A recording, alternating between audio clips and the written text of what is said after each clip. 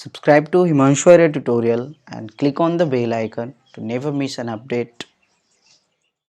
Hello everyone, तो देखना आज के इस वीडियो में बेसिकली हम लोग प्रोटिस्टा किंगडम पढ़ेंगे। ओके, सो प्रोटिस्टा किंगडम शुरू करेंगे उससे पहले एक चीज़ समझ लो कि ये हमारा इस चैप्टर का तीसरा वीडियो है, ये थर्ड वीडियो है। इससे पहले दो वीडियो ऑलरेडी अपलोड हो चुके हैं, तो अगर उसे नहीं देखे हो तो प्लेलिस्ट में जाके सबसे पहले उसे देख लोगे, क्लियर है ना। उसके बाद ही यहाँ पे आगे देखोगे, क्लियर है ना।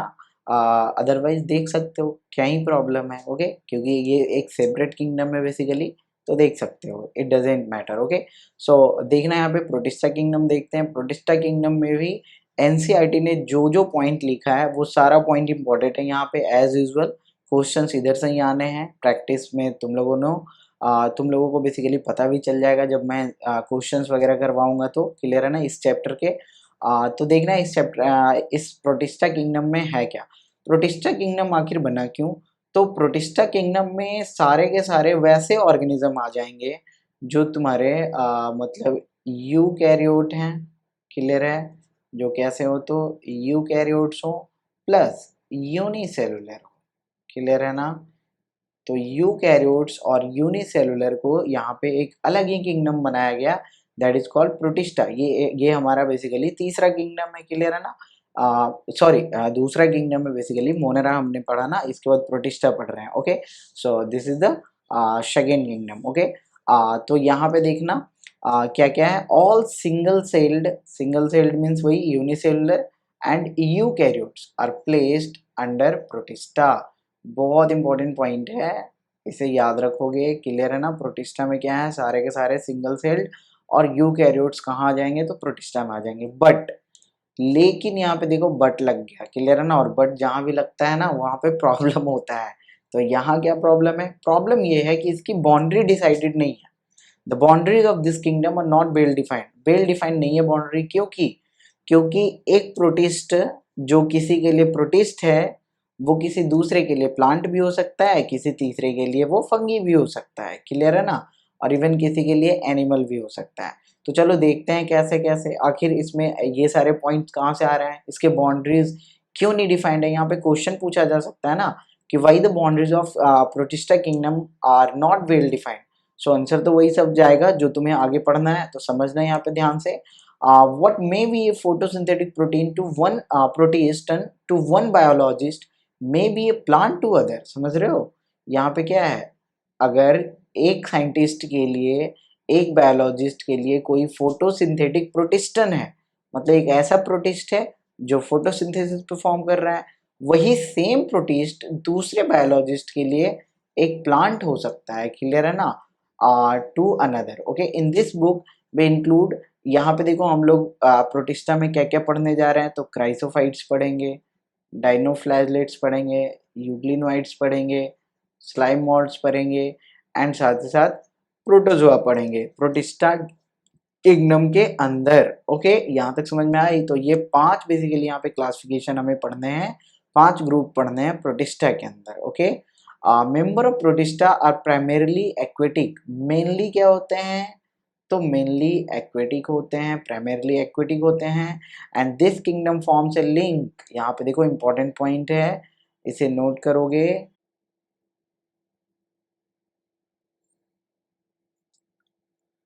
तो इस पॉइंट को नोट कर लोगे, क्या है कि this kingdom forms forms a link with the other dealing with plants and animals and as well as fungi, clear है ना। क्योंकि इसमें तीनों के ही फीचर्स तुम्हें देखने को मिलेगा। कब मिलेगा? तो आगे जब पढ़ेंगे ना, आगे जब भी पढ़ेंगे हम, तो बेसिकली उसमें प्लांट्स, एनिमल्स और साथ साथ फंगी के फीचर्स मिलेंगे। कहाँ पे फीचर्स मिलेंगे वो मैं आगे बतलाऊंगा तुम्हें। Being eukaryotes, the protistan cell body contains a well defined nucleus and other membrane bounded organelle. ये तो तुम्हारा यूकैरियोट का प्रॉपर्टी होता है, ये तो तुम समझते होगे, क्लियर है ना, कि प्रोकैरियोटिक में तुम्हारा मेम्ब्रेन बॉन्डेड ऑर्गेनल्स एब्सेंट होते हैं, न्यूक्लियस भी मेम्ब्रेन बॉन्डेड नहीं होता है, क्लियर है ना। और यहाँ पे यूकैरियोटिक में क्या है, तो एक वेल डिफाइंड न्यूक्लियस होगा, मेम्ब्रेन बॉन्डेड न्यूक्लियस होगा, और साथ साथ मेम्ब्रेन बॉन्डेड जो ऑर्गेनल्स होंगे वो भी सारे क्या होंगे, तो प्रेजेंट होंगे, क्लियर है ना। सम हैव फ्लैजेला और सीलिया। कुछ के पास फ्लैजला होते हैं, कुछ के पास सीलिया होते हैं। Protista reproduce sexually as well as asexually. तो इसका रिप्रोडक्शन कैसा है, एसेक्सुअल रिप्रोडक्शन भी है एंड सेक्सुअल रिप्रोडक्शन भी है by a process involving cell fusion and zygote formation. तो यहाँ पे समझ रहे हो, जाइगोट फॉर्मेशन तुम्हारा कहाँ हो जाएगा, सेक्सुअल रिप्रोडक्शन में हो जाएगा ऑब्वियसली, और सेल फ्यूजन कहाँ हो जाएगा, सेल फ्यूजन तो समझते हो ना, बाइनरी सॉरी बाइनरी फ्यूजन नहीं, यहाँ पे सेल का फ्यूजन होना बेसिकली, क्लियर है ना, आगे पढ़ेंगे इसे भी। तो यहाँ सेल फ्यूजन से या फिर जाइगोट फॉर्मेशन से, यानी सेक्सुअल और एसेक्सुअल दोनों ही तरीके से बेसिकली यहाँ पे हो रहे हैं, क्लियर है ना। और यहाँ पे बाइनरी फ्यूजन भी बेसिकली आता ही है, क्योंकि अमीबा वगैरह आते हैं ना इधर, तो बाइनरी फ्यूजन भी होगा, क्लियर है ना। तो सेल फ्यूजन यहाँ पे होना चाहिए, मेरे ख्याल से फ्यूजन नहीं होना चाहिए, तो इसे एक बार सुधार ही लोगे, क्लियर है ना। आगे देखना, तो इसके बाद देखो किंगडम प्रोटिस्टा में जो सबसे पहला हमें पढ़ना है दैट इज कॉल्ड क्राइसोफाइट्स। तो क्राइसोफाइट्स में देखो कौन कौन से आएंगे, इन सभी के और इकोनॉमिक इम्पोर्टेंस वगैरह जो आएंगे, इन सब चीज़ों को मार्क करोगे, मैं यहाँ साइड में लिख दिया करूँगा और उस पॉइंट को तुम्हें याद रखना है सीधा सा। This group includes diatoms and golden अलगी।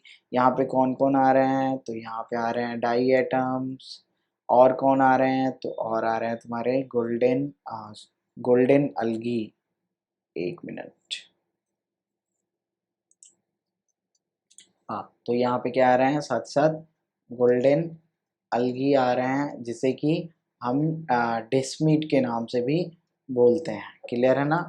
आगे बढ़ो, they are found in fresh water as well as in marine environment. तो इसका देखो हैबिटेट क्या हो जाएगा, फ्रेश वाटर भी हो जाएगा और साथ ही साथ मेराइन वाटर भी हो जाएगा, क्लियर है ना। तो हैबिटेट यहाँ पे लिख लोगे, इन सभी चीज़ों को चाहो तो अंडरलाइन करते चलना, एनसीईआरटी, क्लियर है ना। जब एनसीईआरटी पढ़ रहे हो तो बुक को साइड साथ में रख के पढ़ोगे, और साथ में एक पेंसिल होना चाहिए तुम्हारे पास, एक पेन भी होना चाहिए, क्लियर है ना। जो कुछ अंडरलाइन करना है उसे अंडरलाइन करते चलो, कुछ चीज़ जो एक्स्ट्रा बताऊँ मैं उसे एनसीईआरटी के आइदर राइट साइड या लेफ्ट साइड, दोनों ही साइड में बेसिकली स्पेस बने होते हैं, क्लियर है ना, दोनों ही साइड में खोपचे बने होते हैं ना। तो वो खोपचे बेसिकली क्यों होते हैं, इंपॉर्टेंट पॉइंट्स को लिखने के लिए ही होते हैं, क्लियर है। सो ये हैबिटेट इसका क्या लिख लोगे, तो हैबिटेट इसका फ्रेश वाटर भी है और साथ ही साथ मेराइन वाटर भी है, क्लियर है ना। आगे बढ़ते हैं, they are microscopic and float passively. यहाँ पे देखो ये फ्लोट करेंगे पैसिवली इन वाटर। पैसिवली करने का मतलब समझ रहे हो, वाटर करंट के साथ बेसिकली ये पैसिवली फ्लोट करेंगे। यहाँ पे एग्जांपल में प्लैंकटॉन्स वगैरह, क्लियर है ना। तो इसका मतलब क्या हुआ, पैसिवली करने का मतलब समझो कि यहाँ पे एटीपी का यूज नहीं करना है, क्लियर है ना, यानी किसी भी तरह का एनर्जी बिना यूज किए हुए वो मूव करेगा, आ रहा समझ में। तो ये फ्लोट करेगा बिना किसी एनर्जी के मतलब कंजम्पशन के, सीधा सीधी किसके साथ, तो वाटर करेंट के साथ साथ, क्लियर है ना। And they are called planktons actually. Most of them are photosynthetic, mostly क्या है, most of them are photosynthetic in diatoms. Diatoms की अगर बात करें, जो कि एग्जाम्पल है तुम्हारा क्राइसोफाइट्स का, तो डाइएटम्स में क्या है, the cell wall form two thin overlapping cells. दो पतले से ओवरलैपिंग सेल बेसिकली बनाता है, जो एक दूसरे पे ओवरलैप करके रखता है, which fits together as in a soap box, clear है। तो यहाँ पे इसमें क्या है, दो ओवरलैपिंग सेल्स हैं विच fits together in a soap, in A just like in a soap box. जैसे देखो साबुन रखने वाला जो डब्बा होता है ना, जिसे साबुनदानी बोलते हो शायद, तो उसमें क्या होता है, साबुन रखते हो उसे बीच से ऐसे कवर कर देते हो, एक ऐसा ढक्कन सा होता है ना। सो इसी तरह से यहाँ पे दो ओवरलैपिंग सेल्स होते हैं, क्लियर है। अभी इमेज भी दिखाऊंगा मैं।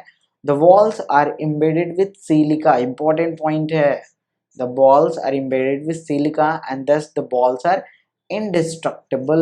तो वॉल्स इसके किसके बने होते हैं, सिलिका के होते हैं, और इसीलिए ये क्या होते हैं, तो इंडिस्ट्रक्टिबल होते हैं। इंडिस्ट्रक्टिबल मीन्स कि जैसे मान लो कि एक एरिया है जहाँ पे कि डाइएटम्स पाए जा रहे हैं, क्लियर है।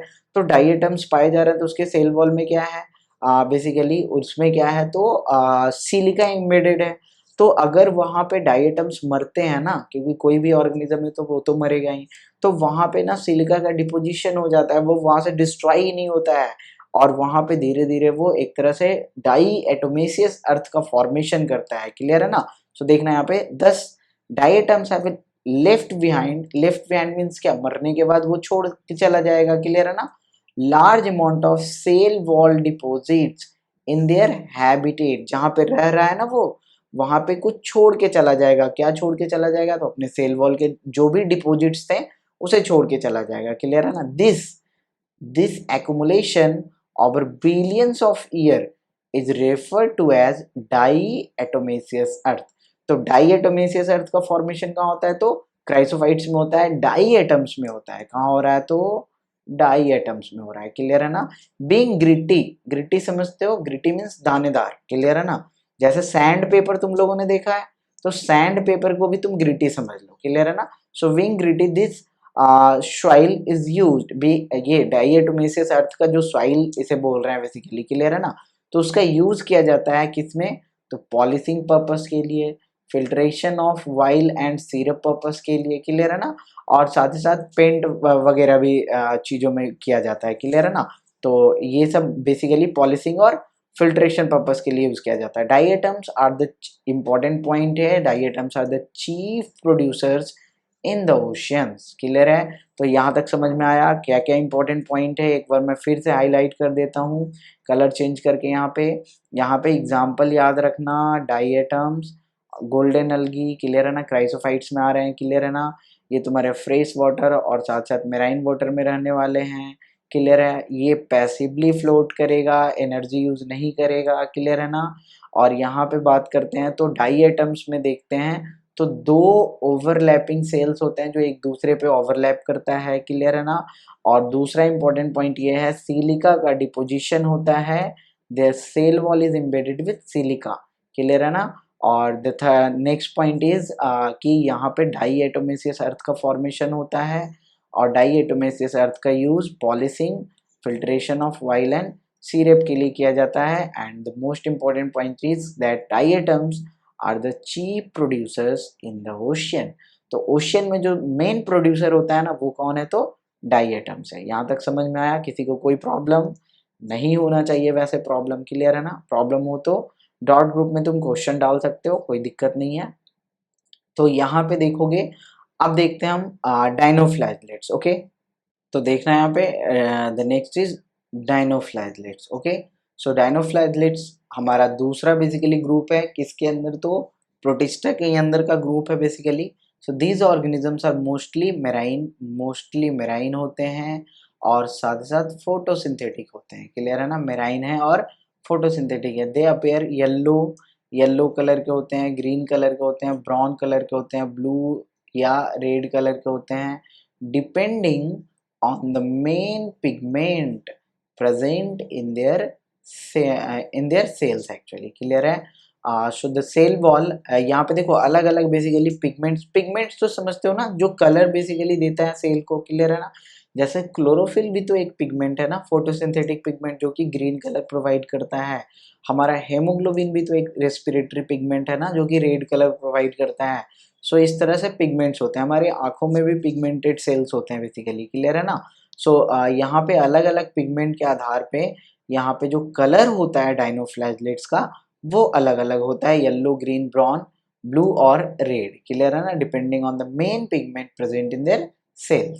The cell wall has a stiff cellulose plate on the outer surface। Cell wall में क्या है, स्टीफ सेलुलोज प्लेट है outer surface में, क्लियर है ना। Most of them have two flagella, यहाँ पे फ्लैजला का नंबर कितना है, तो 2 फ्लैजला है। मोस्टली डाइनोफ्लैजलेट्स के पास 2 फ्लैजला है, जिसमें से क्या है, one lies longitudinally and the other transversely in A furrow between the wall plates. तो यहाँ पे वॉल प्लेट के बीच में बेसिकली तुम्हारा क्या है, तो एक तो लंबा सा इस तरह से देखो, एक यहाँ पे इस तरीके से तुम्हें लंबा सा दिखाया गया है, क्लियर है ना। और दूसरा तुम्हारा क्या है, तो एक तुम्हारा लॉन्गिट्यूडनली और दूसरा ट्रांसवर्सली प्रेजेंट है इस फरो के बीच में बेसिकली, क्लियर है ना, between the cell plates, okay. यहाँ पे जो गैप दिख रहा है बेसिकली।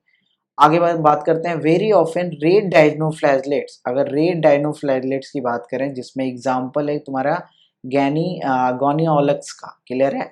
अंडरगो सच रैपिड मल्टीप्लिकेशन, मतलब इसका मल्टीप्लिकेशन इतना फास्ट हो जाता है कि ये पूरे सी को ही वहाँ पे रेड कर देता है। जैसे मान के चलो कि ये एक एरिया है, सी है, अब यहाँ पे डायनोफ्लैजलेट्स एक है फिलहाल, इसका रिप्रोडक्शन हुआ और देखो ये देखते ही देखते यहाँ पे पूरा भर गया, समझ रहे हो, यहाँ पे पूरा ये देखो भर गया डायनोफ्लैजलेट से। और ये डायनोफ्लैजलेट्स कैसा है, रेड डायनोफ्लैजलेट्स, तो यहाँ का कलर भी कैसा दिखने लगेगा, रेड दिखने लगेगा ना, क्लियर है। सो यहाँ पे ये कॉज करता है बेसिकली रेड टाइड्स। ओके, सो देखना यहाँ पे undergo such rapid multiplication that they make the sea appear red and this is called red tide। तो red tide कहाँ हो रहा है, तो तुम्हारे डायनोफ्लैजलेट्स में हो रहा है, जिसका एक एग्जाम्पल क्या है, तो रेड डायनोफ्लैजलेट्स, क्लियर है ना, जिसमें एग्जाम्पल है तुम्हारा गोनियोलेक्स। ओके, आगे बात करते हैं। Toxins release by such large number may even kill other marine animals such as fishes. और ये क्या करते हैं, तो टॉक्सिन्स रिलीज करते हैं। टॉक्सिन समझते हो, केमिकल सब्सटेंस जो कि हार्मफुल होते हैं, पॉइजनस होते हैं, क्लियर है।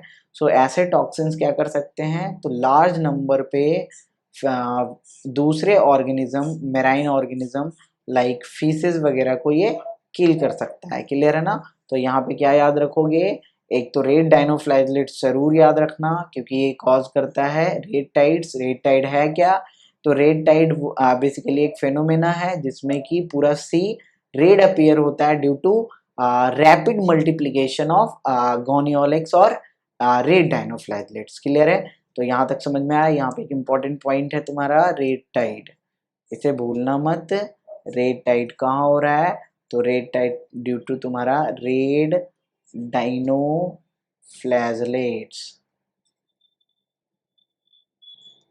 ओके, और इसका एग्जाम्पल क्या है, तो गोनियोलेक्स। ओके, आगे बढ़ते हैं। Then the next is Euglena. तीसरा हमारा क्या है, यूग्लिना है। ये काफी इंपॉर्टेंट है और इससे क्वेश्चंस भी बनते हैं। Majority of them are fresh water. Majority मतलब मेनली इसमें क्या होते हैं, तो मेनली तुम्हारे फ्रेश वाटर होते हैं, क्लियर है ना। Found in stagnant water. Stagnant water समझते हो, जो पानी बेसिकली रुका हुआ हो एक जगह पे, जमा हुआ पानी, क्लियर है ना। जैसे एक होता है तुम्हारा फ्लोइंग वाटर, जैसे रिवर है, तो रिवर में तो तुम्हारा फ्लोइंग वाटर है, लेकिन वही एक पॉन्ड है, तो पॉन्ड में तो स्टैग्नेंट वाटर बोलोगे ना, क्लियर है। Instead of cell wall, cell wall की जगह पे क्या है, important point, instead of cell wall they have a protein rich layer called pellicle. इनके पास क्या होता है, तो एक प्रोटीन का बेसिकली लेयर होता है सेल वॉल की जगह पे, and that is called pellicle which makes their body flexible. तो इनके बॉडी फ्लेक्सिबल होते हैं, क्यों होते हैं, पेलिकल की वजह से। यहाँ तुम्हें assertion reason type of question मिल सकता है, क्लियर है ना, क्लियर है। तो यहाँ पे असर्शन में पूछा जा सकता है कि body of euglenoids are flexible, और रीजन दिया जा सकता है due to presence of rich layer of pellicle, clear है ना। तो इस तरह से आंसर ए चला जाएगा, समझ में आ रहा है। दे हैव टू फ्लैजला, दो फ्लैजला है, एक तुम्हारा शॉर्ट एंड दूसरा तुम्हारा लॉन्ग वन। दो दे आर फोटोसिंथेटिक, यहाँ पे देख रहे हो, एक तुम्हारा लंबा सा है, एक तुम्हारा छोटा सा फ्लैजला है, क्लियर है ना। ये छोटू सा फ्लैजला है, ये लंबू सा फ्लैजला है। Okay, though they are photosynthetic, important point है यहाँ से, क्लियर है ना। Though they are photosynthetic in presence of sunlight.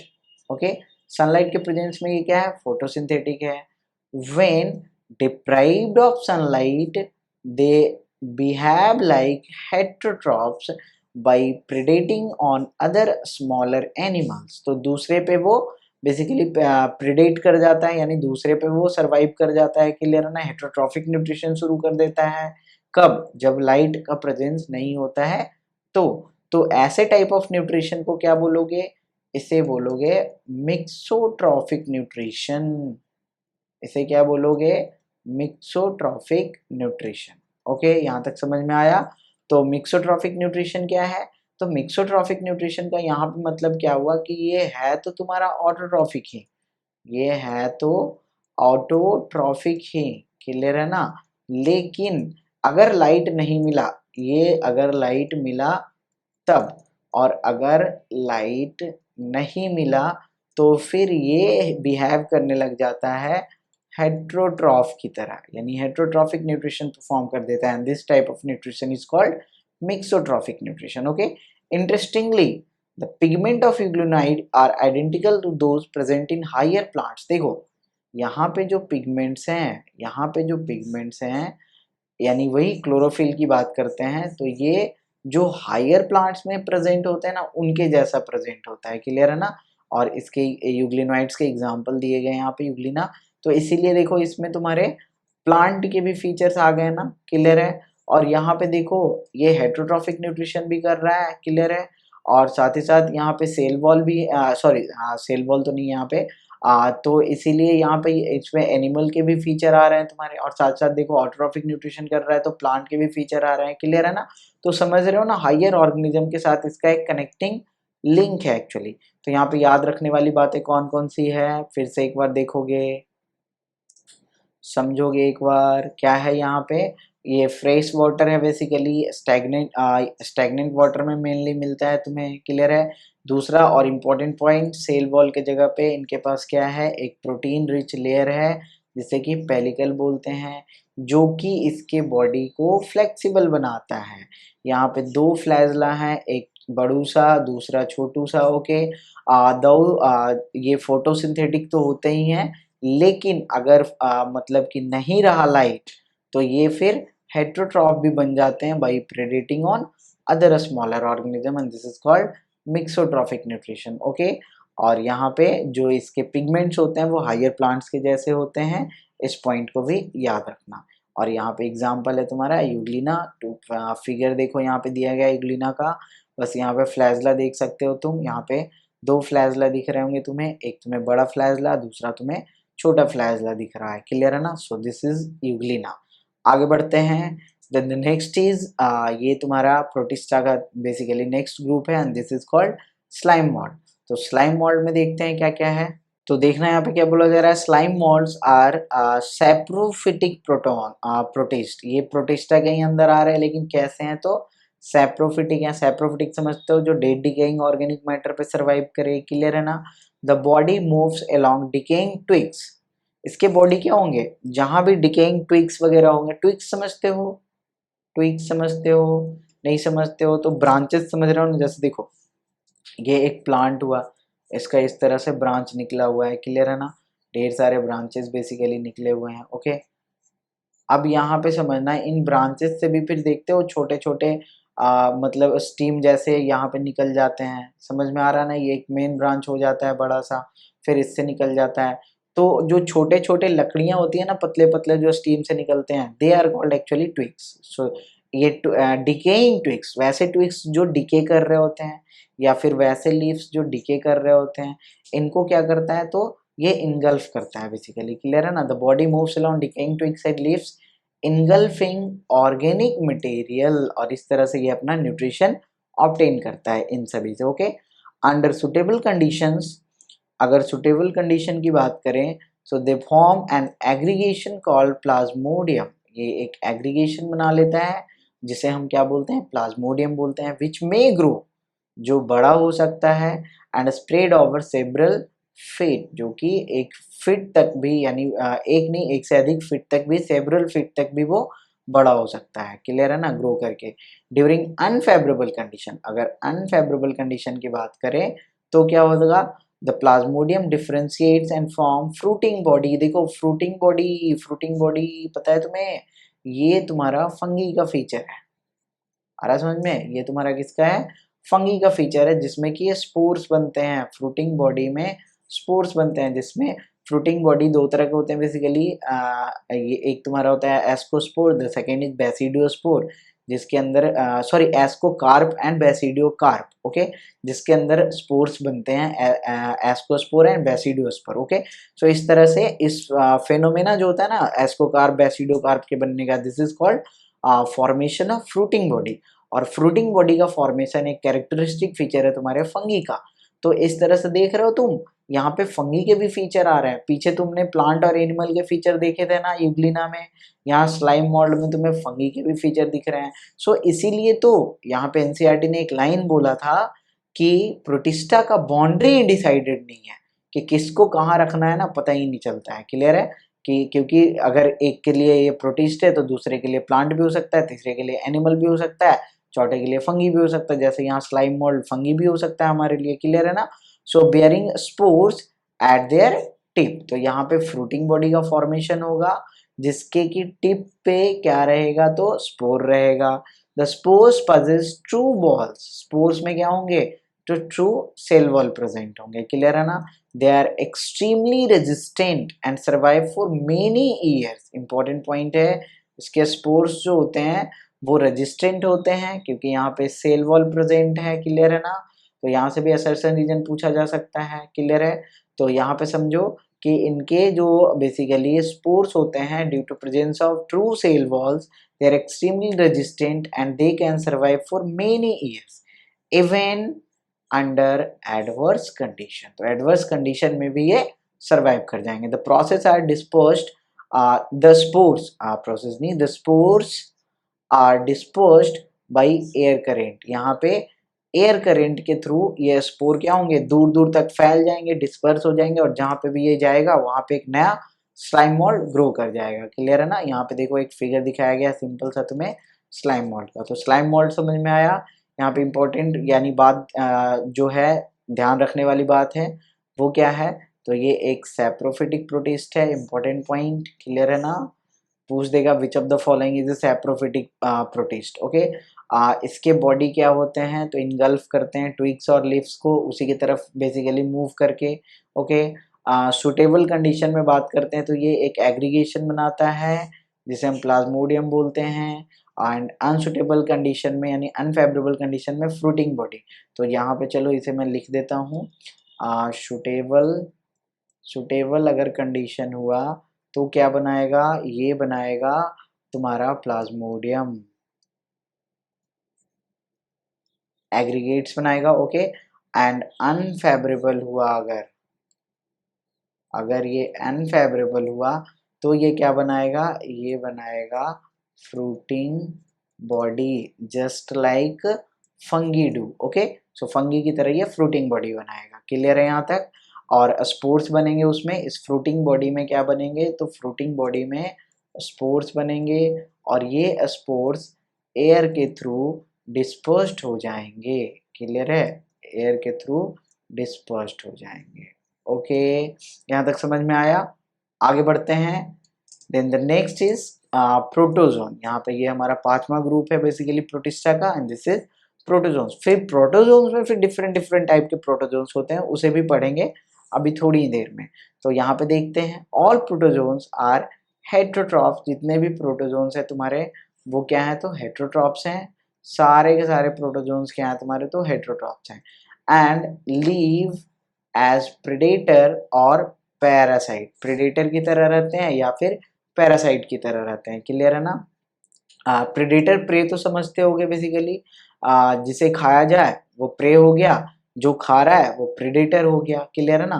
Predator means who eats, clear है। और एक होता है prey, prey means who is eaten, जो कि खाया जा रहा है, क्लियर है ना। यानी जिसे खाया जा रहा है, क्लियर है ना। सो जिसे खाया जा रहा है वो प्रे हो गया और जो खा रहा है वो प्रेडेटर हो गया, यहाँ तक समझ में आया। और पैरासाइट में यहाँ खाने वाने का सीन नहीं है, पैरासाइट में क्या एक एसोसिएशन बनता है जिसमें कि होस्ट के साथ रहता है ऑर्गेनिज्म, क्लियर है ना। और उसे क्या करता है, तो उसे नुकसान करता है, बेसिकली उसे हार्म करता है, लेकिन हाँ रहेगा उसी के साथ क्योंकि न्यूट्रिशन उससे गेन करना होता है उसे, क्लियर है ना। तो डिजीज वगैरह भी कॉज कर सकता है और उससे न्यूट्रिशन अपना गेन करता है। They are believed to be primitive relatives of animal, ये देखो इंपॉर्टेंट पॉइंट है, they are believed to be primitive relatives of animal, तो एनिमल के ये पुराने बेसिकली रिलेटिव माने जाते हैं, क्लियर है ना। There are 4 major groups of protozoans, 4 major group हैं, इंपॉर्टेंट हैं ये चारों के चारों, यहाँ से क्वेश्चंस बनते हैं। The first is amoeboidal protozoan, okay. तो यहाँ पे बेसिकली देखो ये जो तुम्हें ग्रुपिंग बन रहा है ना, ये बेसिकली लोकोमोटरी ऑर्गन के आधार पे ही बन रहा है, क्लियर है ना। So first is amoeboidal protozoan, the second is flagellated protozoon, third is ciliated protozoons and the fourth is sporozoans। यहाँ तक समझ में आया, ये 4 हैं बेसिकली, तो एक एक करके देखते हैं। These organisms live in fresh water, sea water और मॉइस्ट सॉइल। क्लियर है ना? तो हैबिटेट क्या हो गया अमीबॉइडल प्रोटोजोन का? फ्रेश वाटर हो गया, सी वाटर हो गया और मॉइस्ट सॉइल हो गया। इन सभी को चाहो तो तुम नोट्स भी बनाते जा सकते हो। क्लियर है? या फिर याद करते चलो साथ में। क्लियर है ना? तो ये क्या है? फ्रेश वाटर है, सी वाटर है और साथ साथ मॉइस्ट सॉइल में रहने वाले हैं। They move and capture there pray by putting out pseudopodia. यहाँ पे देखो अमीबॉइडल प्रोटोजोन्स, देखो नहीं लग रहा है तुम्हें अमीबा की बात हो रही है? तो यहाँ बिल्कुल अमीबा की बात हो रही है और जहाँ अमीबा आएगा वहाँ स्यूडोपोडिया कैसे नहीं आ सकता है? क्लियर है ना? स्यूडोपोडिया को अगर तोड़ो तो दो वर्ड में टूट जाएगा। The first is pseudo and the second is podia. So pseudo मतलब फॉल्स, स्यूडो फोर्स भी तुमने पढ़ा होगा। क्लियर है ना? False force. तो स्यूडो और पोडिया मीन्स फिट, तो फॉल्स फिट होते हैं ये। क्लियर है? As in amoeba. तो अमीबा में लोकोमोटरी ऑर्गन क्या है? स्यूडोपोडिया है। क्लियर है ना? Marine forms have silica shells. यहाँ पे जो मेराइन वाले जो बेसिकली अमीबॉइडल प्रोटोजोन्स होते हैं इनमें सिलिका के सेल्स होते हैं उनके सरफेस पे। Some of them such as Entamoeba, Entamoeba histolytica basically ये क्या है? तो पैरासाइट्स हैं। क्लियर है ना? जो कि एंटा अमीबा हिस्टोलाइटिका जो कि बीमारी कॉज करता है बेसिकली। क्लियर है? यहाँ तक समझ में आया? आगे बढ़े। The next is here flagellated protozoans. तो फ्लैजिलेटेड प्रोटोजोन्स में तुम्हारा फ्लैजिला होगा एंड हेयर ये example is Trypanosoma. The member of this group are either free living रहने वाले होते हैं या फिर पैरासिटिक। फ्री लिविंग समझ रहे हो? जो अपना जीवन खुद मतलब व्यतीत कर ले, किसी दूसरे पे डिपेंड ना करे। क्लियर है ना? और पैरासिटिक तो समझते हो ना, जो होस्ट पे डिपेंड करे अपने जीवन को स्पेंड करने के लिए, यानी कि होस्ट नहीं होगा ना तो उसका जिंदगी ही नहीं चलेगा। समझ रहे हो रीजन? होस्ट नहीं होगा तो उसे खाना वाना कौन ला के देगा भाई? तुम थोड़ी ला के दोगे। सो इस तरह से उसका जीवन चलेगा ही नहीं। They have flagella. इनमें क्या होता है? फ्लैजला होता है। तो यहाँ पे लोकोमोटरी ऑर्गन क्या हो गया? फ्लैजला हो गया। यहाँ पे देखो लोकोमोटरी ऑर्गन क्या था तुम्हारा? तो स्यूडोपोडिया था। क्लियर है ना? आगे बढ़ते हैं। The parasite forms causes diseases such as sleeping sickness। और ये किससे होता है? तो ट्रेपैनोसोमा से होता है which is an example of flagellated protozoan. Clear है ना? और ये एक बेसिकली पैरासिटिक फॉर्म है और ये क्या कर रहा है? तो एक डिजीज कॉज कर रहा है, ट्रेपैनोसोमा। ये तुम्हें याद रखना है। Okay. Then third is ciliated protozoans. तो सीलिएटेड प्रोटोजोन्स में सीलिया प्रेजेंट होंगे। क्लियर है ना? अब यहाँ पे सीलिया प्रेजेंट होगा तो एग्जाम्पल तुम्हें कुछ कुछ याद आ रहा होगा पीछे से। Paramecium. Okay, these are aquatic actively moving. यहाँ पे देखो पॉइंट क्या आया? Actively moving organism because of the presence of thousands of cilia. ये सीलिया की मदद से मूव करेगा। देखो यहाँ पे तुम्हें अगर ध्यान से देख रहे होगे तो इधर इस तरह से कांटेदार स्ट्रक्चर दिख रहे होंगे तुम्हें छोटे छोटे। क्लियर है ना? जिसे मैं थोड़ा सा मैग्नीफाई कर रहा हूँ, बड़ा कर रहा हूँ, तो यहाँ पे दिख रहा है तुम्हें छोटे छोटे ये structures. So these are actually cilia. यही क्या है तुम्हारा? सीलिया है। ओके। तो सीलिया क्या होते हैं? छोटे छोटे फिंगर लाइक प्रोजेक्शंस होते हैं बेसिकली। फिंगर लाइक भी नहीं, हेयर लाइक बोलो। क्लियर है ना? सिंपल से। तो ये सीलिया की मदद से एक्टिवली मूव कर सकता है। क्लियर है? अब देखो क्या करेगा कि सीलिया एक पर्टिकुलर डायरेक्शन में मूव करेगा। ओके। तो वहां पे क्या होगा? एक पर्टिकुलर डायरेक्शन में तुम्हारा ये पैरामीशियम में मूव करेगा। They have cavity that is gullet that opens to the outside of the cell surface. इसमें देखो, इसमें एक इम्पॉर्टेंट पॉइंट है। इम्पॉर्टेंट पॉइंट क्या है कि अगर अमीबा में अगर हम बात करते हैं तो फूड जो इंटर कर रहा है फ्रॉम किस पार्ट से भाई? तो फ्रॉम एनीवेयर, कहीं से भी घुस रहा है। क्लियर है ना? क्योंकि अमीबा का कोई सेफ ही नहीं है, तुम्हें पता है। वो स्यूडोपोडिया फॉल्स फिट बना लेता है, अपना सेप चेंज कर लेता है, जहां भी फूड होता है वहां पे अपना स्यूडोपोडिया करके कैप्चर कर लेता है फूड को। तो फूड तो जहां तहां से इंटर कर रहा है ना, कोई स्पेशल एग्जिट या एंट्री नहीं है। लेकिन पैरामीशियम में ऐसा नहीं है। यहाँ अगर पैरामीशियम की बात करते हैं तो पैरामीशियम में क्या है? तो यहाँ पे जो फूड होगा जो it enters through a certain part of body. Okay, या यू को a certain fixed part of body. Okay, एक फिक्स पार्ट से ये इंटर करेगा that opens to the outside of the cell surface, और फिर ये गलेट में चला जाएगा। Okay, the coordinated movement of rows of cilia, यहाँ पे समझना क्या है, coordinated movement of rows of cilia causes the water laden with food to be steered into the gullet. Example paramecium. देखो यहाँ पे ये फूड कैसे ऑब्टेन करेगा, जरा समझने की कोशिश करना। जैसे मान के चलो कि यहाँ पे एक मान के चलो इधर मौत है, क्लियर है ना, और फूड जो है वो यहाँ पे है, क्लियर है।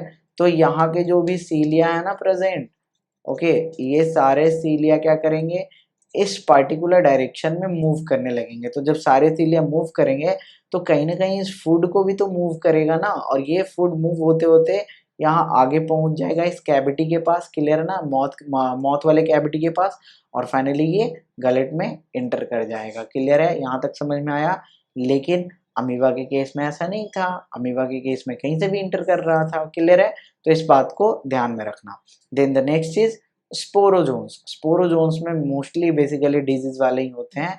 This includes diverse organism that have an infectious spore like stage in their life cycle. तो इनके लाइफ साइकिल में एक infectious spore like stage present होता है, यानी कि ये इन्फेक्शन कॉज करेगा। द मोस्ट नोटोरियस, जो सबसे ज्यादा यहाँ पे हार्मफुल है, क्लियर है ना, वो क्या है, तो तुम्हारा प्लाज्मोडियम है, जिसे कि तुम मलेरियल पैरासाइट भी बोलते हो। मलेरिया किससे होता है, तो तुम नॉर्मली याद रखते हो कि मलेरिया होता है मच्छर के काटने से, नहीं, और मच्छर का नाम भी याद रखते हो, क्या नाम होता है, याद है, फीमेल एनोफिलीज। ओके, डेंगू किससे होता है, फीमेल एडिस से होता है, क्लियर है ना, और यहाँ फीमेल एनोफिलीज, क्लियर है ना। तो फीमेल एनोफिलीज से आखिर होता तो है, लेकिन एक्चुअल में फीमेल एनोफिलीज क्या है, तो female anopheles is a vector for disease malaria, क्योंकि फीमेल एनोफिलीज जो होते हैं दे कंटेन्स बेसिकली प्लाज्मोडियम। ओके, सो ये तुम्हारा प्लाज्मोडियम कंटेन करता है, क्लियर है ना, जिसे कि तुम मलेरियल पैरासाइट भी बोलते हो, और ये तुम्हारा मलेरिया कॉज करता है। A disease which has a staggering effect on human population, जिसका एक बड़ा इफेक्ट बेसिकली होता है ह्यूमन पॉपुलेशन पे। तो यहाँ तक तुम्हें समझ में आया। ओके, इसके बाद देखो, इसके बाद बेसिकली हमें फंगी किंगडम पढ़ना होगा, बिल्कुल, इसके बाद तुम्हें फंगी किंगडम पढ़ना है, और फंगी किंगडम थोड़ा सा बड़ा है, क्लियर है ना, तो इसे आज शुरू नहीं करेंगे, नेक्स्ट वीडियो में ही शुरू करेंगे। और नेक्स्ट वीडियो थोड़ा सा बड़ा कर दूंगा मैं, फंगी के साथ साथ तुम्हारे वायरस, वायरॉइड्स, लाइकेंस जो भी है वहाँ पे पढ़ने, वो सारे को एक ही वीडियो में वहाँ पे मैं ख़त्म कर दूंगा। तो लगभग ये 4 वीडियो में ये चैप्टर भी हमारा ख़त्म हो जाएगा, क्लियर है ना। पहला चैप्टर 3 वीडियो में, दूसरा चैप्टर हमारा 4 वीडियो में, ओके, ऑलमोस्ट कंप्लीट हो जाएगा, क्लियर है। तो इस चैप्टर को नेक्स्ट वीडियो में देखेंगे, तब तक के लिए बाय बाय, टेक केयर, और इस वीडियो को लाइक करते जाओगे और साथ ही साथ शेयर करते जाओगे। Okay, bye.